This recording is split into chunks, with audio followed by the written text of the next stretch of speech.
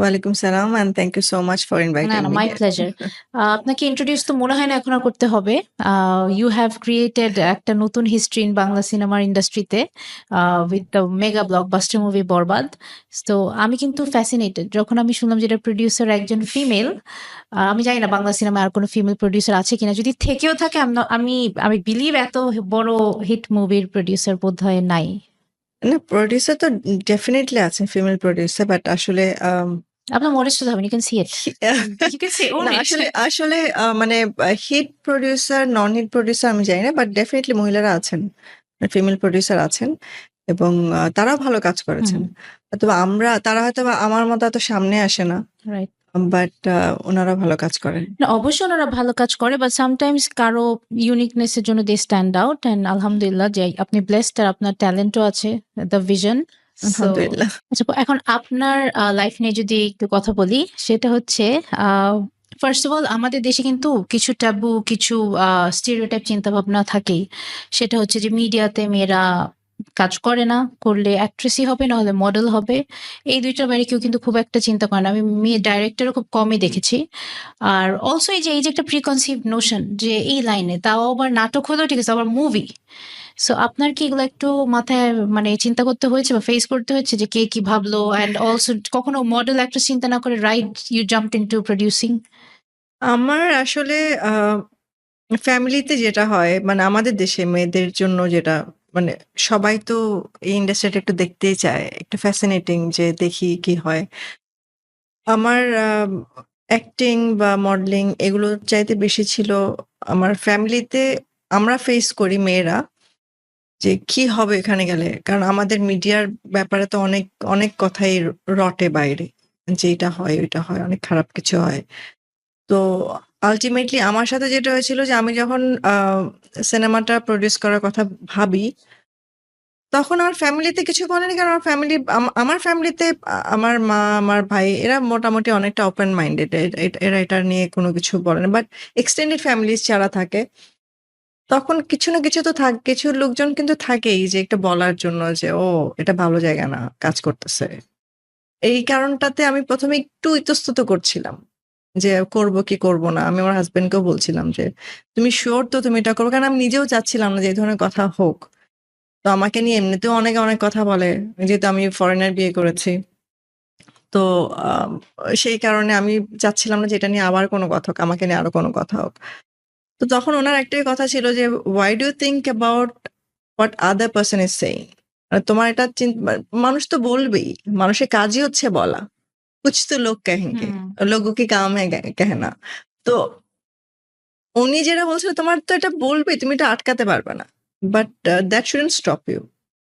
তো যখন আমার কাছে আমার যে লাইফ পার্টনার, উনি যখন আমাকে এই এনকারেজমেন্টটা দেয় যে মানুষ কি বললো সেটা আমার দেখার বিষয় না। আর আরেকটা ভয় আমার যেটা ছিল যে আমি ইন্ডাস্ট্রিতে কাজ করি, আমাকে অনেক সময় রাত পর্যন্ত কাজ করতে হয়, অনেক সময় অনেকের সাথে মিশতে হয়।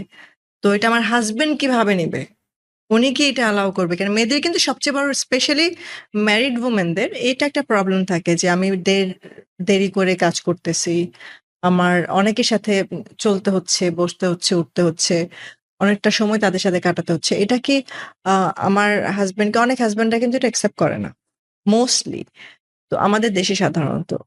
তো এটা আমার মধ্যেও একটু ছিল যে কি ভাববে, কি মনে করবে। বাট তার একটাই কথা যে দেখো, ট্রাস্ট ইজ ভেরি ইম্পর্টেন্ট একটা রিলেশনশিপে। তো আমি জানি তুমি তুমি তুমি এটা খুব ভালো মতোই জানো যে তোমার লিমিট কতটুকু বা তোমার বাউন্ডারিজ কোথায়। আর অ্যাজ লং অ্যাজ তুমি ফ্যামিলি মেনটেন করে দুটো, মানে work life family life balance করে চলতে পারছো, why should I have objection? আর আমি কিন্তু এই পর্যন্ত আসতে পারতাম না যদি উনি সাপোর্ট না করতো, একদমই।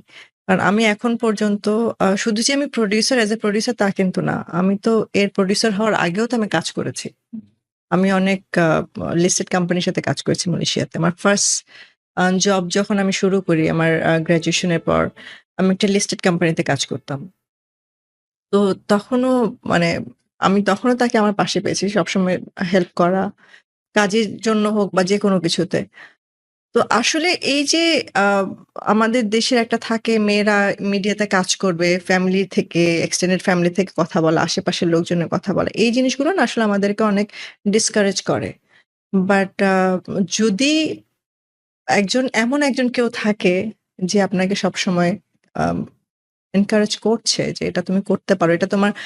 এটা হচ্ছে আমার স্কিল। এই কাজটা আমি করতে জানি। যদি এই স্কিলটাকে আমাকে কেউ এনকারেজ করে, আমার মনে হয় যে কে কি বলল সেটা দেখার বিষয় না। কারণ এন্ড অফ দ্য ডে যে আমাকে বলছে সে কিন্তু আমি যদি কোনো কিছু করি আর না করি সে কিন্তু আমার পাশে থাকবে না। তো আমার পাশে যারা আছে তারা আমি ভালো কিছু করলেও থাকবে, খারাপ কিছু করলেও থাকবে। তারা সবকিছুতেই থাকবে। আর যারা কথা বলে তারা কথা বলেই যাবে। তো এটাকে ইগনোর করতে হবে। আমার কাছে যেটা মনে হয় যে we have to ignore all those people and have to do something which you like. আমরা তো জীবনে একবারই বাঁচি। তো এই এতটুকু ছোট্ট জীবনেও যদি কে কি বলল, কে কি ভাবলো এত কিছু নিজে চিন্তা করতে থাকি তাহলে আসলে আমরা কোনো কিছুতেই এগোতে পারবো না। আর সারাক্ষণ একটা ফ্রাস্ট্রেশন এ থাকবো যে আমি আসলে কি করছি? আমার লাইফের ভ্যালুটা কি? আমি আমার থেকে কি ভ্যালু এড করতে পারছি? মেয়েদের কাজ শুধু রান্না-বান্না করা না। মেয়েরা অনেক কিছু পারে। মেয়েরা মাল্টিটাস্ক করতে পারে। তো সেখানে আসলে পরিবারের বাইরে গিয়েও কিছু করা, ফ্যামিলির বাইরে গিয়েও কিছু করা, নিজের জন্য কিছু করা, সেটা যদি না করতে পারে কিছু মেয়েরা, সবাই তো না, সবাই একরকম হয় না। কিছু মেয়ে যারা একটু ক্যারিয়ার কমিটেড থাকে বা কাজ করতে চায় বাট আ আমাদের এনভায়রনমেন্ট এর কারণে করতে পারে না, পারিপার্শ্বিক অবস্থার জন্য করতে পারে না। আমার মনে হয় তাদের এত কিছু চিন্তা না করে তাদের জাস্ট গো গেটার্স হওয়া উচিত। যে দিন শেষে তুমি যদি ফেইল করো, তুমিই ফেইল করছো। তুমি যদি উইন করো কোন কাজে তখন ওই লোকগুলো তোমার পাশে থাকবে। তখন বলবে, "হ্যাঁ, আসলে খুব ভালো করেছো।" এটা আমার সাথেও হয়েছে। সো আমি বলব যে যদি আজকে মানে সব ফিমেলদের উদ্দেশ্যে যদি কারো ইচ্ছা থাকে কোনো কিছু করার, কে কি বলল আসলে সেটা নিয়ে চিন্তা করে কোনো লাভ নেই। আমি কি করতে চাই দিন শেষে এটা ইম্পোর্টেন্ট। কারণ এটা আমার লাইফ। তো আমার কাছে মনে হয়েছে যে আ এভাবেই আগানো উচিত এবং আমি এইভাবেই কাজটা করেছি। আর আমার সাপোর্ট সিস্টেম তো আছেই। কখনো কি মনে হয় ইন ফ্রন্ট অফ ক্যামেরা আসা হবে? কখনো? আমি তো এখনো ক্যামেরার সামনে। মানে লাইক কোনো রোল ইচ্ছা আছে? না। আমাকে এই প্রশ্ন আসলে সবাই করে। স্পেশালি এইবার সিনেমা রিলিজের পর থেকে আরো অনেক কমেন্টস পড়ি আমি, অনেক কমেন্টস। আর কিছু পার্সোনালি মেসেজ করে কিছু আম মানে সাধারণত প্রোডিউসারদের কোনো ফ্যান ফলোয়ার্স থাকে না। আমি যতটুকু জানি। বাট আমার মনে হয় অনেক ফ্যান ফলোয়ার্স আমার। হ্যাঁ। অনেক ফ্যান ফলোয়ার্স। তারা আমাকে প্রতিদিন মেসেজ করবে। যদি আমার সময়ের কারণে দেখা হয় না। বাট কখনো যদি আমি স্ক্রলিং এ দেখি যে আপনি অভিনয় কবে করছেন? আমরা শাকিব খানের সাথে আপনাকে কবে দেখব? এ ধরনের অনেক উল্টাপাল্টা কোয়েশ্চেন থাকে।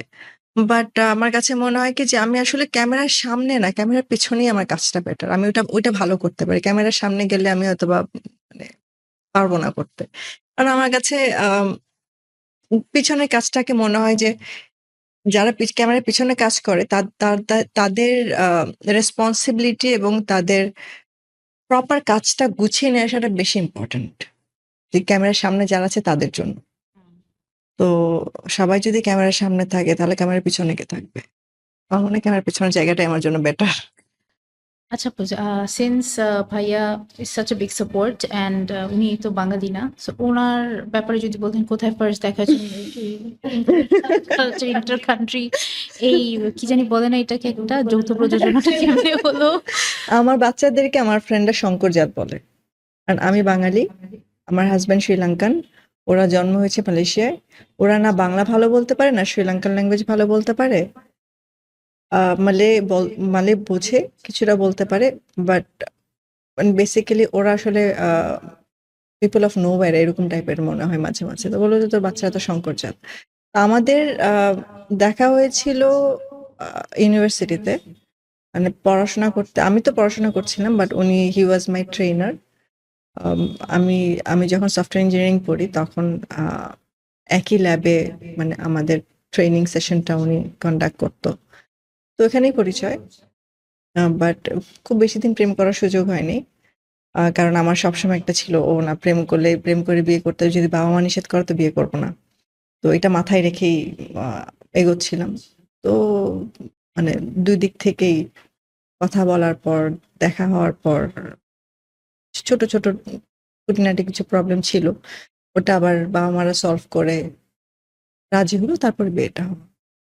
So love marriage. হ্যাঁ, লাভ প্লাস মানে লাভটাকে অ্যাকসেপ্টেন্স দিয়ে অ্যারেঞ্জ করে করানো, যেটাকে বলে। আচ্ছা, আচ্ছা, নাইস। আচ্ছা আপু, আর যে লাইনে কাজ করা হচ্ছে এখন, ইট tax a lot of time. হইতেই পারে একটা মুভি প্রডিউস করলেন, বাট টাইমটা তো অনেক দিতে হয় না? তো আপনার হাউ ডিড ইউ ম্যানেজ বাসায় বাচ্চাদের সময় দেওয়া, কাজ, ওয়ার্ক লাইফ, হোম? আমি ওয়াজ ইট ডিফিকাল্ট? আমি কোভিডের পর থেকে কোভিডের সময় একটা জিনিস দেখলাম, বাচ্চারা অনলাইন ক্লাস করছে। কোভিডের পর স্কুলগুলোতে হাইব্রিড সিস্টেম শুরু হয়ে গেল। যারা আসতে চায় আসতে পারে, যারা আসতে না চায় তারা স্কুল ফ্রম হোম এরকম কিছু করছে। এখনো তো ওয়ার্ক ফ্রম হোম চলছে। তো আমার বাচ্চাদেরকে আমি এই হাইব্রিড স্কুলে দিয়ে দিয়েছি, এবং তাদের সাথে আমার একটা আছে যে আমি ট্রাভেল করি অনেক। শুধু যে প্রোডিউসিং এর সময় তা না, প্রোডিউসিং ছাড়াও আমি যখন আমি আমার নিজের বিজনেসের জন্য আমি অনেক ট্রাভেল করি। তো তখন বলাই ছিল যে বাচ্চারা যখন আমি ট্রাভেল করবো, বাচ্চারা আমার সাথে ট্রাভেল করবে। স্কুলকে বলা ছিল, so they can do their online classes and even exams. বরবাদের সময় যেটা হলো, যে আমার ধারণা ছিল আচ্ছা 1.5 মাস লাগবে, 1.5 মাসের মধ্যে তো শুট করে ফিরেই আসছি, পোস্ট প্রোডাকশনের সময় হয়তো আমি পরে একা যাবো। তো বাচ্চাদেরকে একটা ডিফারেন্ট এক্সপিরিয়েন্স দেওয়ার জন্য আমার সাথে নিয়ে গিয়েছিলাম। Since then until now they are with me. এবং আমার আমার বড় মেয়েটা, সে তার ফাইনাল এক্সাম শেষ করে এখন ইয়ার 10-এ চলে এসছে, পুরোটাই অনলাইনে। তো আমার ছেলে এবং মেয়ে দুজনই, ছোট মেয়েটা আর আমার ছেলেটা মেছো। তো ওরাও মানে অনলাইনে ওদের মতো। কারণ আমি পড়াশোনার ব্যাপারে না মানে খুব বেশি প্রেশার দেই না বাচ্চাদেরকে। যে একটা বাচ্চা যতটুকু করতে পারে ততটুকুই করুক। কারণ আল্টিমেটলি সারা জীবন তো পড়াশোনা করেই তারপরে বড় হতে হবে। তো খেলুক ওটার মধ্যে। আর এটার সাথে, সাথে আমি যেটা করি সেটা হচ্ছে যে আ আমি যদি বেশিরভাগ সময়টা বাইরে দেই, একটা ১ সপ্তাহের মধ্যে যদি ৩ দিন আমার বাইরে কাজ থাকে, আমি চেষ্টা করি যে বাকি সময়টা যতক্ষণ আমি বাসায় থাকবো আমি আমার বাসায় টাইম দেওয়ার, বাচ্চাদেরকে টাইম দেওয়ার বা ওদেরকে বাইরে নিয়ে যাওয়া, ওদের সাথে টাইম স্পেন্ড করা। তো আ ব্যালেন্স করার চেষ্টা করি। জানি না কতটুকু করতে পারি। বাট এখানেও ওই একই লোকের ভূমিকা অনেক বেশি। যদি আমি কখনো না থাকি, সে ওই জায়গাটা সাপোর্ট দিয়ে রাখে। আর বলব যে work life, family life balance করাটা খুব ইম্পোর্টেন্ট। একটা বার শুধু আমার একটু আম মানে বেশি হয়ে গিয়েছিল। সেটা হচ্ছে যে শুটিং এর পর আমরা যখন সেন্সর নিয়ে আম ঝামেলায় ছিলাম, I was very upset. তো ২-৩ দিন পর্যন্ত আমি আমার বাচ্চাদের সাথে আমার একদমই মানে আচ্ছা। দেখা হচ্ছে, বাট কথা হচ্ছে না। আমি যাচ্ছি যখন তখন ওরা ঘুমাচ্ছে। আমি যখন বের হচ্ছি তখন হয়তো ওরা মাত্র ঘুম থেকে উঠলো, এরকম কিছু একটা। তো uh my elder daughter was little bit unhappy about it. তো ও একটু কথা কম বলছিল আমার সাথে। তো আমি ওকে একদিন ডেকে জিজ্ঞাসা করলাম ২ দিন পরে যে, "তুমি কথা বলছো না কেন?" তো তখন বলল, "No, you are very busy, so I don't want to disturb you." তখন আমার মনে হলো যে না, মানে আমি ভুল করছি। আমার আসলে এই জায়গাটাতে হয়তোবা কোনো একটা কারণে আমি ২ দিন ধরে ব্যালেন্স করতে পারছি না। এইজন্য আমি মানে মনে করি যে ব্যালেন্স করাটা খুব ইম্পোর্টেন্ট ফ্যামিলি লাইফ আর ওয়ার্ক লাইফ এর মধ্যে। বরবাদ ইজ আ মেগা ব্লকবাস্টার। আমি জানি না এটা সবচেয়ে হিট কিনা। যদিও আমরা কথায় কথায় একটু আগে জানলাম যে এটার আগের সবচেয়ে হিট ছিল বেদের মেয়ে জ্যোৎস্না, তারপরে এটা। বাট বরবাদ এত বড় হিটের পিছনে আপনার মনে হয় এটার কারণ বা পিলটা কি হতে পারে? Why was it so broadly accepted by everybody? Borbaad hit হওয়ার পেছনে আমার কাছে যেটা মনে হয় যে একটা সিনেমার হিট হওয়ার জন্য তার গল্পটা খুব জরুরি। মেকিংটা তো ডেফিনিটলি। তারপর কাস্টিংটাও ইকুয়ালি ইম্পর্টেন্ট। যেমন আমি যদি আজকে বরবাদের গল্পটা বলি, এই গল্পটা তো আসলে শাকিব খান ছাড়া আমরা অন্য কাউকে ভাবতে পারতাম না। মানে এই রোলটা প্লে করার জন্য। আর ডিরেক্টরের ডিরেকশনস তো ডেফিনিটলি ইটস ভেরি ইম্পর্টেন্ট। একটা ডিরেক্টর যদি আমার আর্টিস্টকে বোঝাতেই না পারে যে আসলে সে কি চাচ্ছে, তাহলে কিন্তু আউটপুটটাও আসবে না। আর এটা দর্শকের ভালো লাগবেও না। তো ডিরেক্টর ভিশন হিসেবে তার গল্প থেকে যেভাবে দেখতে চেয়েছে ঠিক ওইভাবেই জিনিসটা বানিয়েছে, এবং শাকিব ভাই ওয়াজ ওয়ান্ডারফুল। উনি যেভাবে অভিনয় করেছেন, ওনার এক্সপ্রেশনস, ওনার লুক সবকিছু মিলিয়ে আমি বলব যে এটা হচ্ছে পুরো একটা সম্মিলিত, মানে এটা একটা টিম ওয়ার্ক ছিল বরবাদের এত বড় হিট হওয়ার পিছনে। আচ্ছা আপু, বরবাদের স্ক্রিপ্টটা কিন্তু ভেরি আনইউজুয়াল,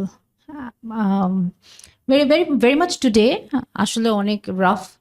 আপনার এই স্ক্রিপ্টটা সিলেক্ট করার পিছনে মানে আপনি কি ফ্যাসিনেটেড হলেন যে এই স্ক্রিপ্টটা আপনার মনে হয় না যে একটু ভায়োলেন্স একটু কমাই দিই বা কিছু? আম আসলে ভায়োলেন্স কমানোর ব্যাপারটা আমার কাছে মনে হয়েছে যে আ আমার দর্শক তো এখন এটাই দেখতে চায়। আমার দর্শক হুম, সাউথের সিনেমা দেখে। রাইট। আমার দর্শক চাচ্ছে একটা মার্কো হোক। আমার দর্শক চায় একটা বিক্রম হোক। আমার দর্শক চায় আমরা একটা জেইলার বানাই। তো হুম, এই ধরনের সিনেমাগুলো থেকে যখন দেখছে, পুষ্পা দেখছে, অ্যানিমাল রাইট। দেখছে, তো ওইখান থেকে আমার মনে হয় যে ওই স্ট্যান্ডার্ডে যদি আপনি দেখতে চান তাহলে আসলে আমরা এক্স্যাক্টলি ভায়োলেন্সের ভিও পাবো না। কারণ ওদের তো অনেক কিছু থাকে। আমরা অনেক কিছু দেখাতেই পারি না। তো ওইভাবে দেখতে গেলে হ্যাঁ, বাংলাদেশের জন্য এটা একদমই নতুন। হুম। বাট আমার মনে হয় যে এটা দর্শকদের জন্য ছিল। তো দর্শকদের জন্য আমরা আমরা যতটুকু মানে একদম না হলেই না অতটুকু রেখেই আমরা না দেখিয়েছি। আসলে আপনি রাইট আপু। কারণ এইরকম ভায়োলেন্ট মুভি আমরা আসলে এখন সাউথে দেখি। আর আমি লেভেল অফ ভায়োলেন্সটা বুঝি না। এর থেকে বেশি হইলে হয়তো ভায়োলেন্সটা মানে আরেকটু এক্সট্রিম। না, অনেক এক্সট্রিম লেভেলের হয়ে যেত। কারণ আমরা এর তো থেকে বেশিটাই এক্সট্রিম। এটা মনে হয় মোটামুটি এটা একটা মোটামুটি ভালো একটা জায়গায় লাইনটা ভালো ড্র জায়গা করা ছিল। হলো। বাট হ্যাঁ। আমার কাছে এটা বাংলাদেশী দর্শকের জন্য আসলেও বেশি, but everybody accepted it well. কারণ আমি নিজেও তালি দিয়ে দিয়ে দেখলাম আর কোনো সিনে চোখ বন্ধ করি নাই। অ্যান্ড সবাই মানে লাস্ট সিন পর্যন্ত মানে আমার আমার নিজের জন্য এটা খুব একটা এক্সপিরিয়েন্স ছিল কিন্তু এটা থিয়েটারে দেখা। কারণ মানে সব ভায়োলেন্ট মানে ইচ অ্যান্ড এভরি ক্যারেক্টার খুব সুন্দর করে ড্র করা, মানে নেগেটিভ ক্যারেক্টারগুলো লাস্টের দিকে একটু পজিটিভ হয়ে যায়। আচ্ছা কাস্টিং এর কথা যদি বলি, শাকিব খান তো অবভিয়াসলি নাম্বার ওয়ান চয়েস ছিল।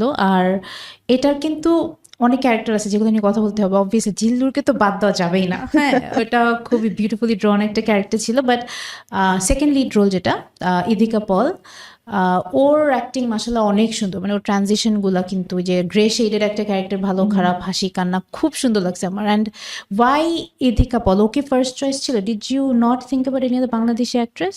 আমরা আসলে বাংলাদেশি অ্যাক্ট্রেসের ব্যাপারে চিন্তা করেছিলাম। আমরা ২-৩ জন বাংলাদেশি অ্যাক্ট্রেসের কথা আমরা মানে এই ক্যারেক্টারটাতে কারা যায়, কিভাবে তারা প্লে করবে। আমরা তো যে ছোট পর্দা থেকে নেওয়ারও চিন্তা করেছি। সো যেটা হলো যে শাকিব খান ইদিকার প্রিয়তমার যে একটা কেমিস্ট্রি আমরা দেখেছি, আমরা তো আসলে এই ধরনের কেমিস্ট্রি আমি অ্যাজ এ প্রোডিউসার বা আমার ডিরেক্টর একদম নতুন সিনেমার জন্য নতুন ডিরেক্টর, আমরা দুজনের একজনও না অন্য কোনো নায়িকার সাথে শাকিব খানকে মানে এই কেমিস্ট্রিটা আমরা দেখিনি।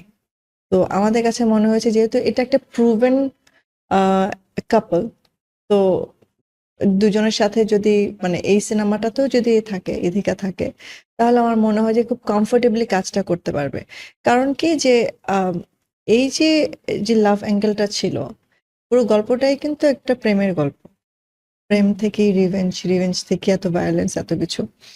তো এই গল্পটাতে তো এরাও এর আগেও কাজ করেছে প্রেমের গল্পে। তো আমার কাছে মনে হয়েছে যে ইধিকা যদি হয় তাহলে খুব একটা ক্যারেক্টারটা ফুটিয়ে তুলতে খুব একটা কষ্ট হবে না।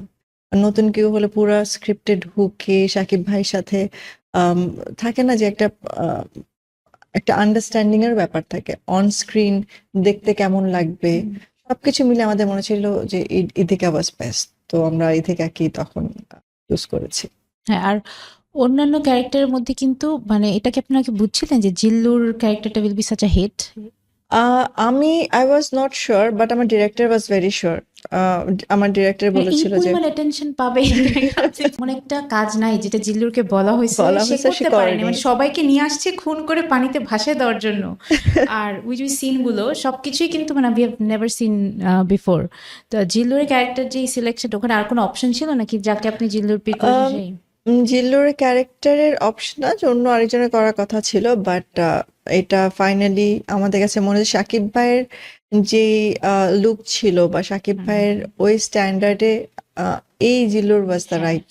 আই ওয়াজ জাস্ট তো কামিং আমার টু কাছে দ্যাট। যারা হ্যাঁ। যারা আর যে কয়টা মানে কাস্টিং এসছিল, আমরা যারা শর্ট লিস্ট করেছি যতগুলো মানে যতগুলো অ্যাক্টরের মাঝখান থেকে আমার কাছে মনে হয়েছিল এই জিল্লুটাই বেস্ট ছিল। হুম। সো আমি জিল্লুরের এই ক্যারেক্টারটা ইউজুয়ালি যখন এরকম মুভিগুলোতে নায়কের একটা অ্যাসিস্ট্যান্ট দেখানো হয়, সবসময় হি ইজ আইদার ফানি না হলে মানে উলটপালট কাজ করতে থাকে, মানে জিনিসটাকে একটা কমিক অ্যাঙ্গেলে দেখানো হয়, হুম। এটাকে কোনো কমিক অ্যাঙ্গেল দেখানো হয় নাই। মিনও করে নাই যে জিল্লুর এটা নিয়ে ওইটা নিয়ে, যে জিল্লুরকে বারবার এটা ওইটা ডাকে, ইভেন লাস্ট সিনে যখন জিল্লুরকে খুন করার আগে ডাকে, মানে এত সাটল ভাবে পুরাটা জিনিসের ইম্প্যাক্ট, যে এটা কিন্তু মানে জিল্লুরের পুরো জিনিসটা দেখার জন্য আমার মানে অনেকে 2 বার দেখতে গেছে মুভিটা। এটা খুবই, হ্যাঁ। এটা ডাইরেক্টরের পুরো ক্রেডিট আমি বলবো যে। আচ্ছা আপু, প্রডিউসার হিসাবে অ্যাজ আ ফিমেল প্রডিউসার বাংলাদেশের পুরো ফিল্ম ইন্ডাস্ট্রিতে, আর আপনি অবভিয়াসলি আমাদের দেশে থাকেনও না, বললেনই তো যে 22-23 বছর ধরে আপনি মালয়েশিয়াতে, কোনো বাধা বা কোনো একটা মানে ফিমেল হিসাবে টিপিক্যালি জাজ করা, আপনি ওটা মানে কিছু কখনো ফেস করতে হয়েছে? না, আমার কাছে কখনো আমি এরকম কোনো কিছু ফিল করিও নি, ফেসও করিনি। আমার কাছে মনে হয়েছে যে ফিমেল প্রডিউসার হিসেবে হয়তো কিছু কিছু জায়গায় একটু যেটা থাকে যে আচ্ছা থাক, উনি মহিলা মানুষ, দেখি করে দেই, এমন একটা মানে ওনাকে যেন খুব বেশি দৌড়ঝাঁপ করতে না হয়। বাট খুব বেশি যে এরকম পেয়েছি তাও কিন্তু না। আবার অনেকে বলে যে ফিমেল প্রডিউসার হয়তো বা ঠিক মতো সাপোর্ট পাইনি, তাও ঠিক না। মানে আমি মোটামুটি সবাইকে আমি সাপোর্টিভ পেয়েছি আমার পাশে যারা ছিলেন সবকিছুর থেকে। আর এখন তো আসলে ফিমেল মেল প্রডিউসার বলে না, producer is the only word. তো আমি আসলে জিনিসটাকে এভাবে দেখি না, আমি কখন ভাবিও নি যে আমি ফিমেল আমাকে কিভাবে ট্রিট করছে। তো আমি যেহেতু ওটা নিয়ে ভাবিনি, তো আমার ওই জিনিসগুলো চোখেও পড়েনি যে আসলে আমাকে কিভাবে ট্রিট করছে। আর আপনার ফ্যামিলি থেকে ফুল সাপোর্ট, মা বাবা যখন আপনি একটা মুভি প্রডিউস করবেন, এন্ড অলসো এরকম একটা ক্রেজি স্ক্রিপ্ট? না, আমাকে ফুল সাপোর্ট করার আসলে মানে আমার বিয়ের পর থেকে সবকিছুতে সাপোর্ট করার একজনই ছিল, সেটা হচ্ছে আমার হাজবেন্ড। তো আর যেহেতু আমি বললাম যেটা ওনার স্বপ্ন ছিল, আমি যে ওনার স্বপ্নটা বাস্তবায়ন করার জন্য যা করতে হয় করেছি। সো আমার ফুল সাপোর্ট আমি বলবো আমার মানে ফ্যামিলি থেকে তো কেউ কখনো কিছু এমনিতেও বলেনি, বাট পজিটিভলি যে আমাকে এনকারেজ করেছে সেটা হচ্ছে উনি, আমার হাজবেন্ড। উনি সবসময় আমাকে এনকারেজ করেছেন, এবং ফিনান্সিয়ালি বলেন বা আপনি মানে সাথে থেকে বলেন, সবকিছুতেই সবকিছুতেই সবসময় এই যে পুরো শুটের টাইমটা সে তার নিজের কাজ ফেলে রেখে আমাদের সাথে ছিল, যে আসলে মাশাআল্লাহ, কি হচ্ছে। তো ইটস আ এটা ভেরি আসলে বিগ ব্লেসিং। হ্যাঁ। আচ্ছা, আর আপনি যদি আপনার পার্সোনাল কোনো পছন্দের কোনো অ্যাকশন, হুম। হলিউডে, বলিউডে আর বাংলাদেশে, মানে এটা কি উড, ঢালিউড, রাইট? ঢালিউড। হ্যাঁ, এই তিনটা অ্যাকশন পছন্দের মুভি আছে যেগুলো আপনাকে ইন্সপায়ার করতো, যে যখন আপনি বানান ইন্সপিরেশন হিসেবে আমি দেখেছিলেন? আমি আসলে অ্যাকশন মুভি খুব একটা দেখি না। মানে অ্যাকশন মুভি বলতে আমার অ্যাকশন খুব একটা ভালো লাগে না। এটা আমি কিন্তু কেউ বিশ্বাস করবে না। কিন্তু ইউ কিন্তু আর লাইক দ্য আমার অ্যাকশন কুইন হ্যাঁ, নাও। কিন্তু আমার থ্রিলার টাইপ মুভি খুব পছন্দ। বাট যেটা হয় থ্রিলারের মধ্যেও কিন্তু কিছু না কিছু অ্যাকশন থাকে। আর অ্যাকশনটা পছন্দ ছিল আমার হাজবেন্ডের আর আমার ডিরেক্টরের। আচ্ছা তো এরা দুজন ওই যে শালা দুলাভাই যেটা হয়, এরা আচ্ছা আচ্ছা। দুজন মিলেই পুরো জিনিসটা মানে মানে করা যে না আমরা এইভাবে করলে আমার ডিরেক্টরের মাথায়, যে কারণ যেহেতু ডিরেক্টর আমার কাজিন, ডিরেক্টরের আচ্ছা। মাথায় কোনো অ্যাকশন প্ল্যান হলে কিছু মানে এইভাবে করবো ওটা করবো, তো ভাইয়ার সাথে আলাপ করবো, ভাইয়ার সাথে কথা বলার সাথে সাথে দেখা গেল যে বলছে হ্যাঁ এটা এইভাবে আর আরো এইভাবে করা যায়, মানে উনি আরো কিছু আইডিয়া দেয়।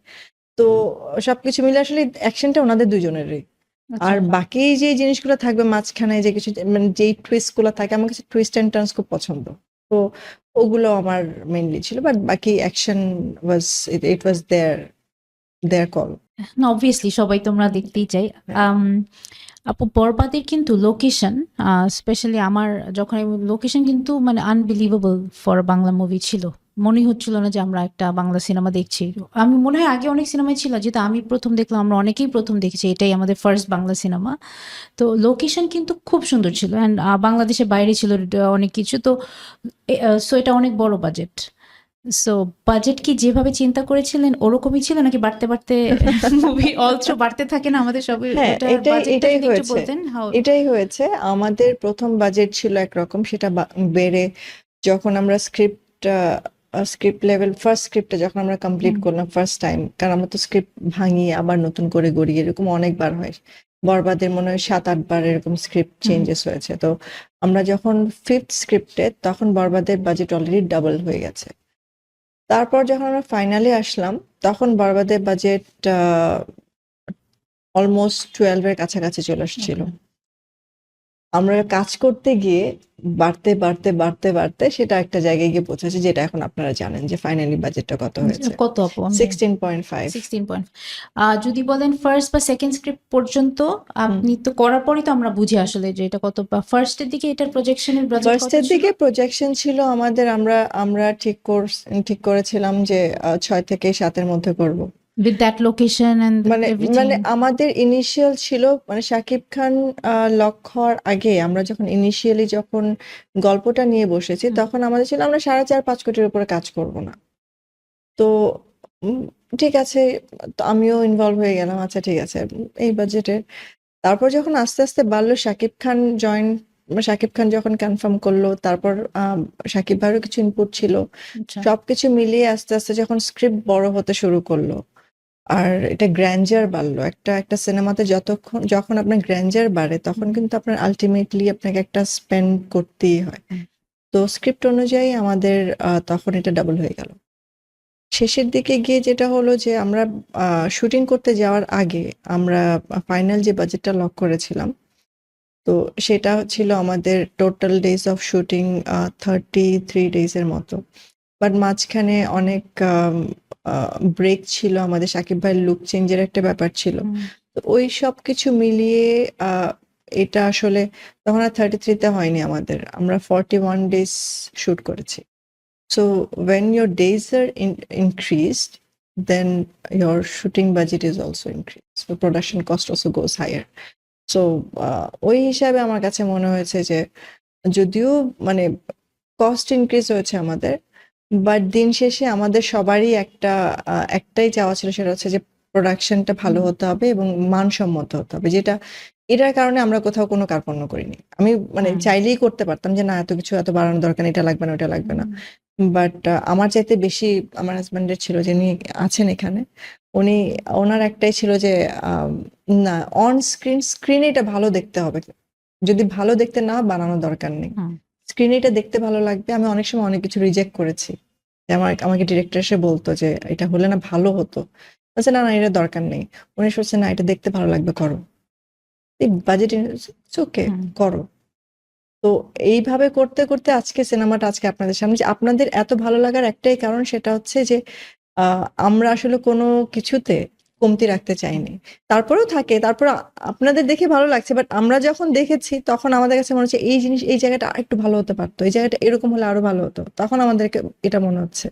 বাট কারণ আমরা তো একদম প্রথম থেকে লেগে কাজটা করছি, তো আমার কাছে মনে হয় যে আসলে বাজেট বাড়ার পিছনে, বাজেট বাড়লেই যে শুধু বেড়ে গেল তা কিন্তু না, এটা কিন্তু আপনাকে একটা দিন শেষে একটা রিটার্নও দিচ্ছে। এটা হচ্ছে আমার কাস্টমার, আমার অডিয়েন্সের যে রিভিউস, এটা আমার জন্য খুব বেশি ইম্পর্টেন্ট। তো অডিয়েন্সের রিভিউসের কাছে আমার মনে হচ্ছে তখন আর বাজেটটা ম্যাটার করে না। না, ইট শোজ আপনারা যে অ্যাকচুয়ালি মানে কোথাও আসলেও কোনো কিছু কম রাখেননি। আর এটা পুরো স্ক্রিনে, আর হয়তো মন খুলে এটার পিছনে আপনারা নিজেরা আপনাদের ইনভেস্ট, ধরেন শুধু টাকাটাই তো ইনভেস্টমেন্ট না, প্ল্যান, ইচ্ছা, প্যাশন।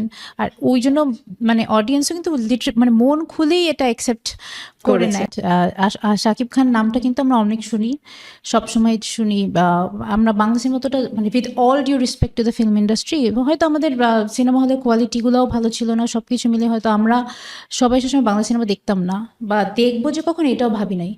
লাস্ট সালমান শাহকে ভালো লাগতো, ওর কেয়ামত থেকে কেয়ামত যখন রিলিজ হয় সেটা, তারপরে মনে হয় চাঁদনি মুভিটা একটু ভালো ছিল, আর তখন তো আগে ফ্রাইডেতে দুপুরে দেখাতো।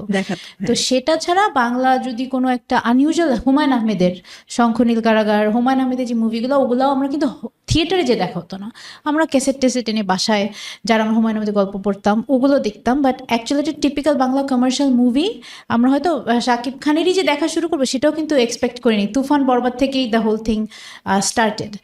আর শাকিব খানেরও মানে আসলেও যে মানে সবাই এখন মানে কেউ বাদ নাই যারা অ্যাকচুয়ালি থিয়েটারে গিয়ে এই মুভিটা দেখে না, এটা যে তাকে দিয়েই হবে অ্যাজ অ্যান অ্যাক্টর, এটা একটা আমি অনেক বড়, and also as a producer আপনারও এটা অনেক বড় ক্রেডিট যে অ্যাকচুয়ালি আমরা যারা মানে আমরা কিন্তু আগে মানে বলতাম, মানে এটা বলা উচিত না যে আমি বাংলা সিনেমা দেখি না, আমি তো খালি হিন্দি মুভি দেখি, এই যে বলতাম আমরা কিন্তু এখন অ্যাকচুয়ালি প্রমোট করি যে না বরবাদ দেখো, না দেখলে বুঝবা না এটা কি, মানে এই যে আমাদেরকে প্রমোট করানো, আমরা একজনকে সাজেস্ট করি and we talk about Shakib Khan and how great he is in 2025, এটা ইজ আ মানে ভেরি ভেরি বিগ অ্যাচিভমেন্ট। আর আমরা এটাই হয়তো শুরু নতুন একটা এরার আর নতুন একটা শাকিব খানের।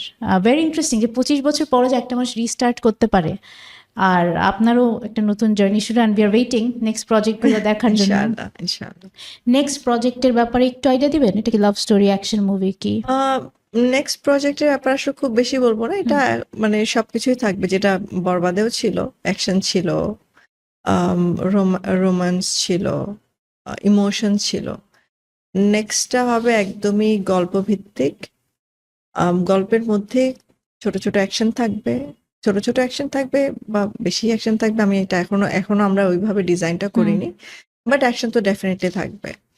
আর ইমোশনটা একদম ভরে ভরে থাকবে। রোমান্সটা হয়তো বা কিছুটা যদি নাই থাকে তাহলে তো গল্পটা তো গল্প হবে না। তো সবকিছু মিলিয়ে একটা গল্প হবে আমার আমার কাছে মনে হয়। এখন পর্যন্ত আমরা জাস্ট লাইন আপটা শেষ করেছি। তো বাকি স্ক্রিপ্টটা কমপ্লিট হলে আমরা যেই দিন অ্যানাউন্সমেন্ট করব তখন হয়তো বা আরো কিছু বলতে পারবো। এখন স্পয়লার আর নাই দেই।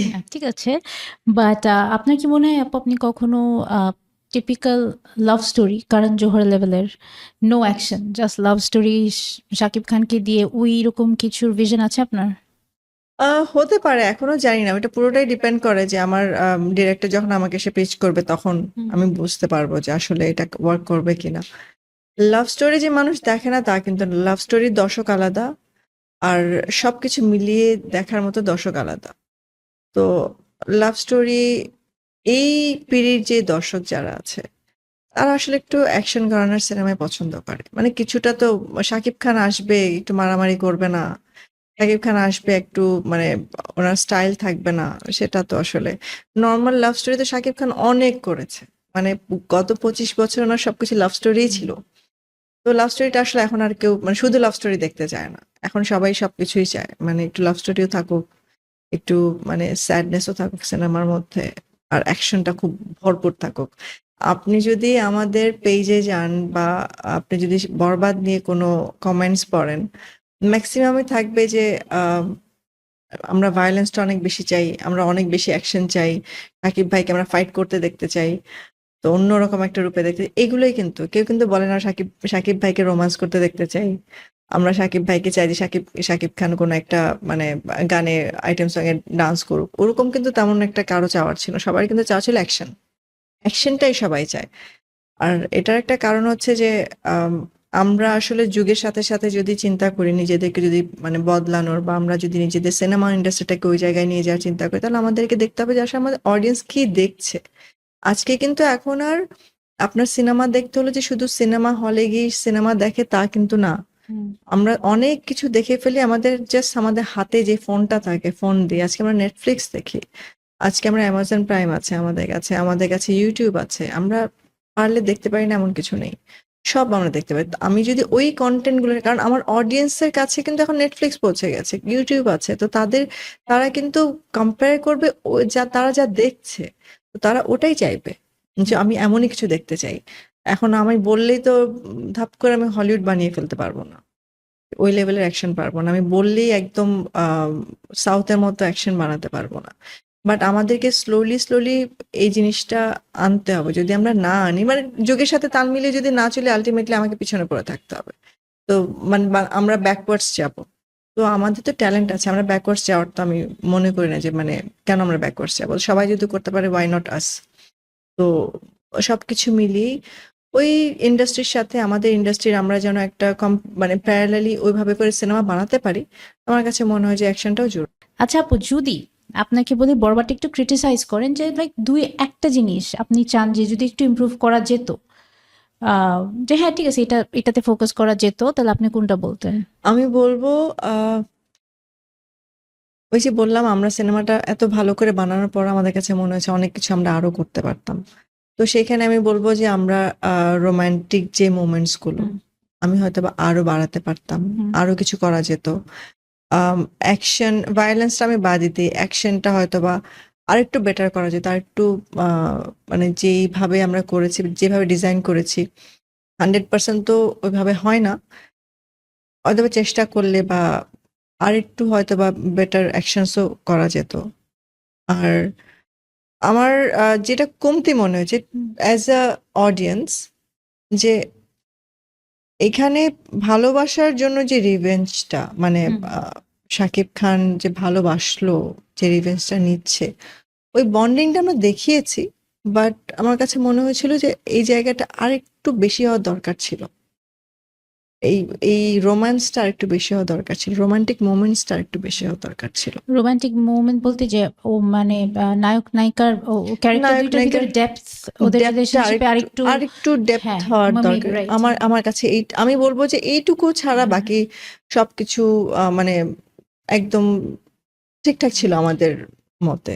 হ্যাঁ, এইটুকু বাট তারপরে আমরা যেটা করেছি সেটা হচ্ছে যে এটা হয়তো আমরা এমনভাবে ডিজাইন করে নিয়ে এসেছি যে ওইটা হয়তো দর্শকের চোখে অতটা পড়েনি। দর্শক মনে করলো যে না, মানে এত ভালোবাসে, বাট এত ভালোবাসাটা আরেকটু দেখানো যেত। হয়তো আমাদের তো সময় কম ছিল, এর জন্য ভালোবাসাটা বেশি দেখাতে পারিনি। বাট এইটা আমার কাছে মনে হয়। না ঠিক, হ্যাঁ, now that you are saying আমরা তখন রিয়ালাইজ করি নাই, কারণ এখন মনে হচ্ছে রিভেঞ্জটা এত বেশি ছিল, মানে ডাউনফলটা এত মানে স্ট্রং আর মানে ভয়াবহ দেখায়। সো আমার মনে হচ্ছে যদি রোম্যান্স আসলে গানে গানে বেশি দেখাইছে, ওদের সিনস কম ছিল বোধ হয়। মানে রোমান্টিক সিনস হ্যাঁ, কম রোমান্টিক ছিল, সিন বাট ওদের। রোমান্টিক পুরো জিনিসটাই আমরা গানের মধ্যে হ্যাঁ, দিয়ে, মানে it was the whole film was like a musical journey. Right. আপনি যদি দেখেন প্রত্যেকটা সিচুয়েশনে কিছু না কিছু গান আছে, যেটা আমার কাছে মনে হচ্ছে যে এটা মিউজিক্যাল জার্নি ছিল, যার জন্য মানুষ অতটা বোর ফিল করেনি সিনেমা হলে। বাট আমি যদি আবার আম, আমার কাছে এটা মনে হয়েছে, বাট আবার আমি যদি এটাকে খুব বেশি রোমান্টিক করে ফেলতাম, খুব বেশি রোমান্টিক মোমেন্টস দিয়ে দিতাম, আবার এটা সিনেমাটা এমন একটা জিনিস যে আপনাকে একদম মানে সারাক্ষণ চোখ খুলে দেখতে হবে। আবার অনেকে আছে যে অনেক দর্শক খুব বেশি রোমান্টিক জিনিসগুলো পছন্দ করে না, তো তাদের কাছে বোরিং লাগতো, মনে হচ্ছে সিনেমাটা ঝুলে যাচ্ছে। তো ওই দিক থেকে চিন্তা করে আমার ডিরেক্টর যেটা ছিল যে না, আমরা যতটুকু দরকার অতটুকু করেছি, রোমান্টিক জিনিসগুলো মোমেন্টস গুলো আমরা গানের মধ্যে দেখিয়ে যাব। যে আম, এই আহ, ভালোবাসাটা এখানেই দেখাচ্ছি, খুব বেশি দেখানো দরকার নেই, কারণ এটা তো এন্ড অফ দ্য ডে এটা তো রিভেঞ্জ স্টোরি। না, ইট ওয়াজ ওয়েল অ্যাকসেপ্টেড। এখন তো আমরা চিন্তা করে বের করছি এটা তো ইট ওয়াজ ভেরি ওয়েল অ্যাকসেপ্টেড। আচ্ছা, তাহলে ধর অ্যাজ অ্যান এন্টারপ্রেনার বা as a producer, in short যদি এখন নেক্সট জেনারেশনের কোনো মেয়েরা যদি এই লাইনে কাজ করতে চায়, কোন ২-৩টা বিষয় আছে যেটা ওদের মাথায় রাখা উচিত বা শিখা উচিত? আমার মনে হয় যে প্রডিউসিং করাটার মধ্যে অনেকটা মানে অ্যাজ এ প্রডিউসার আমি বলবো যে এখানে বেশি ইনভেস্টমেন্টের অনেক কিছু থাকে, ফাইন্যান্সিয়াল অনেক কিছু মানে মেনে বুঝে তারপর কাজ করতে হয়। আর আমরা মেয়েরা একটু বেশি ইমোশনাল এই ব্যাপারটাতে। তো যদি প্রডিউসার কে সাইডে রেখে এই ইন্ডাস্ট্রিতে যদি কাজ করতে হয়, আমরা ডিরেক্টরস, ফিমেল ডিরেক্টরসও অনেক কম, আমরা সেদিকে দেখতে পারি। আমরা আমাদের মেয়েরা অনেক ক্রিয়েটিভ, তারা এখন ফ্যাশন ডিজাইনিং পড়ে, বা তারা হয়তো কস্টিউম ডিজাইনার্স হতে পারে, তারা স্ক্রিপ্ট রাইটার হতে পারে, তারা প্রোডাকশন ডিজাইনার হতে পারে। একটা স্ক্রিনে আমরা যা যা দেখি প্রত্যেকটা কিন্তু জিনিস সাজানো হয় প্রোডাকশন ডিজাইনারের ডিজাইন অনুযায়ী, এবং সে কিন্তু স্ক্রিপ্টটা পড়ে তারপর বুঝে ডিজাইনটা করে যে আমি আমার স্ক্রিনে কি কি দেখতে ভালো লাগবে, এই সিনটার সাথে কি কি যায়। এই যে সেন্স গুলো, এই যে এইগুলো নিয়ে পড়াশোনা করা বা এগুলো নিয়ে রিসার্চ করে একটা মানে নিজের মতো করে কাজ করা, এগুলো কিন্তু শুধু ছেলেরাই করতে পারবে তা কেন, মেয়েরাও তো পারে। কারণ কিন্তু মেয়েরা আসলে করতে পারে না কেন, যে রাতে কাজ করা যাবে না, ফ্যামিলির কিছু বাইন্ডিংস থাকে। কিন্তু আমাদের পরিবেশটা যদি পরিচ্ছন্ন হয়, আমাদের লোকজনগুলো যদি আমাদেরকে সাপোর্ট করে, আমাদের সাথে যারা ছেলেরা কাজ করে, আম ভাই বন্ধু যাই বলি না কেন আমি, তারা যদি আমাদেরকে আম একটা মেয়েকে নিজের বন্ধু হিসেবে বা নিজের বোন হিসেবে যদি দেখে আমাদেরকে সাপোর্ট করে, তাহলে আমার মনে হয় যে যেকোনো মেয়েই এই ইন্ডাস্ট্রিতে কাজ করতে, একমাত্র আম অ্যাক্ট্রেসই কেন, আমরা সবকিছুতে কাজ করতে পারি। কারণ আমরা সবকিছুতেই ভালো। আমরা কি ঘর সাজাই না? তাহলে একটা সেট সাজাতে সমস্যা কি? আমরা তো অনেক কিছু করি। আমরা কি গল্প বলি না? তাহলে একটা গল্প লিখতে সমস্যা কি? তো আমরা সবকিছুই করতে পারি। আমরা পুরো একটা ফ্যামিলি কিভাবে চলবে সেটার ডিরেকশন দিচ্ছি। তাহলে একটা স্ক্রিনে কেন ডিরেকশন দিতে পারবো না? কে কি খাবে, কে কোথায় কি পড়বে, কে কখন কোথায় যাবে, কিভাবে দাঁড়াবে, আমরা আমার ছেলে মেয়েদেরকে শিখাচ্ছি তুমি এটা করবে না, এইভাবে করো, এইভাবে হাঁটবে না, ওইভাবে এইভাবে বসো। আমি যদি এই ডিরেকশন দিতে পারি, রিয়েল লাইফ ডিরেকশন দিচ্ছি, তাহলে সিনেমায় ডিরেকশন দিতে কেন প্রবলেম? আছে, অনেক ডিরেক্টর আছেন, অনেক ভালো কাজ করছেন। চয়নিকা চৌধুরী উনি খুব ভালো কাজ করেন, আর্ট ফিল্ম বানান, আমার ওনাকে খুব ভালো লাগে। বাট এত অল্প কেন? আরো হওয়া উচিত। প্রোডিউসার্স যদি কারো অ্যাবিলিটি থাকে, আমার মনে হয় যে আরো প্রোডিউসার্স বের হয়ে আসা উচিত, মানে একটু একটু সাহস করে। তো মেয়েদের উদ্দেশ্যে আমি বলবো যে আপনারা আম, সবকিছুতে নিজেদেরকে প্রিপেয়ার রাখবেন, সবকিছুর নিজের ইচ্ছাটাকে যত যত বেশি নিয়ে আসা যায়। বিউটিফুল। আচ্ছা, মেয়েদের ইউ পার্সোনালি থিঙ্ক কোন বছর বয়সে বিয়ে করা উচিত, and how should they prioritise বিয়ে করাটা তাদের লাইফ জার্নিতে? আমার মনে হয় মেয়েদের বিয়ের বয়স তো আসলে বলে 18 হলে বিয়ে করে দেওয়া যায়, বাট তাও তো যায় 13-তে যদি না, কেউ একটা চিন্তা। মেয়ে কিন্তু সত্যি কথা যেটা 13-14 বছর একটা মেয়ে কিন্তু সংসার সামলাতে পারে। আমার আমার বড় মেয়েটা 15 ইয়ার্স। আমি যখন থাকি না, আমি যখন দেশের বাইরে থাকি 4-5 দিন, ও কিন্তু পুরো ফ্যামিলি মেনটেন করে চলে। রান্না বান্না থেকে শুরু করে কে কি খাবে, ও কিন্তু এগুলো ম্যানেজ করে। তো মেয়েরা পারে, বাট আমার মনে হয় যে একটা মেয়ের মানে রেসপন্সিবিলিটি নেওয়া, ওটা তো জানে যে ওকে করতে হবে কয়েকদিনের জন্য, একটা রোল প্লে করছে কিছুদিন। বাট বলছে এটা নিজের ভাই বোন। হ্যাঁ, বাট একটা রেসপন্সিবিলিটি নিয়ে কাজ করার, মানে একটা ফ্যামিলিকে ম্যানেজ করা, মেনটেন করা, তাও আবার নিজের কমফোর্টের জায়গা থেকে গিয়ে আরেকটা নতুন একটা জায়গায় নিজেকে মানিয়ে কাজ করার, ওইটা যতদিন পর্যন্ত ম্যাচিওর্ড না হয়, আমার মনে হয় যে মানে একটু সময় নিয়ে করাটাই বেটার। বাট সময়টা কত, বয়স হতে পারে সেটা 21, হতে পারে সেটা 24-25, এটা ডিপেন্ড করে। আর কারো যদি মনে হয় যে ফ্যামিলি প্রেশারে করতে হচ্ছে বা কি, তো সেই ক্ষেত্রে আসলে আহ, কতটুকু হয়তোবা সে খুব আমরা দেখছি যে খুব সাকসেসফুলি লাইফটা যাচ্ছে, বাট ওই মেয়েটার মনে কোথাও না কোথাও কিছু না কিছু আক্ষেপ থাকে, যেটা আমরা মানে কেউ জানি না। কারণ একটা মেয়ে খুব ভালো অভিনয় করতে পারে, এক সংসার জীবন সবাইকে খুশি রাখতে গিয়ে নিজের ছোট ছোট ছোট ছোট খুশিগুলোকে কিভাবে করে একদম শাট ডাউন করে চুপ করে থাকতে হয়, সেটা কিন্তু সে শিখে যায়। তো আমার কাছে মনে হয় যে মা বাবারও একটু দেওয়া উচিত, যে মানে একটু প্রায়োরিটি দেওয়া উচিত আসলে মেয়েটা কি চাচ্ছে। আর যারা বিয়ে করতে চায়, রেডি আছে, তাদের যে কোনো বয়সে তারা বিয়ে করতে পারে। তো বেটার 21 অ্যাটলিস্ট তাকে ওই সময়টা দেওয়া উচিত। 18 টু মানে ইউনিভার্সিটি লাইফটা যে কমপ্লিট করে তারপর, কারণ একটা মেয়ের স্বাবলম্বী হওয়াটা খুব জরুরি। কারণ আমাদের লাইফে কি হয়, কখন কি হয়, বিপদ আপদের কথা কেউ জানে না। সো আমার মনে হয় যে তার এতটুকু অ্যাবিলিটি হওয়া উচিত যে সে তার নিজের লাইফটাকে নিজে ম্যানেজ করতে পারে, যেন আরেকজনের উপর ডিপেন্ডেন্ট হয়ে যেন চলতে না হয়। ওইটুকু যখন হয়ে যায় না, তখন একটা মেয়ে বিয়ে করা উচিত।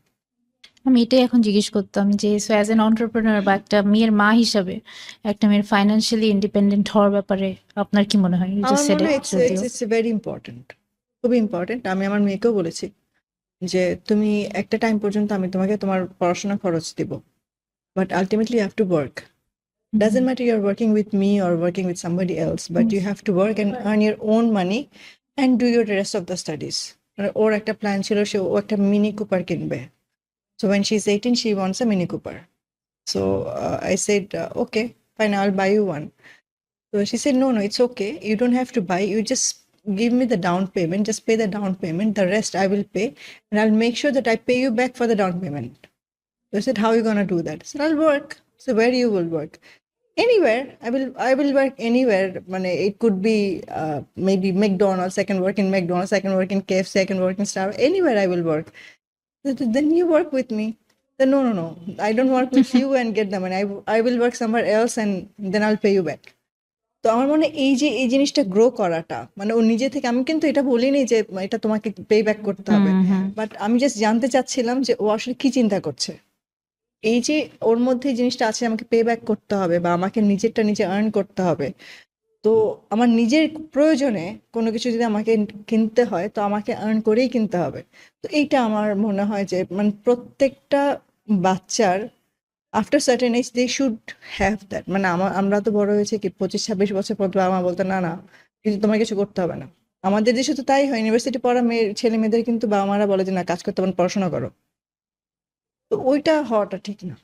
মানে পড়াশোনা করে বিয়ে করো। আচ্ছা, আমাদের এখন ইন্টারভিউর লাস্ট সেগমেন্টে চলে আসছি। র্যাপিড ফায়ার কোয়েশ্চেন করব কয়েকটা। আমি একটু এক্সপ্লেন করি। আমি তোমাকে 4টা মুভির নাম বলবো, হিন্দি। ওগুলার একটা ক্যারেক্টারের কথা বলবো।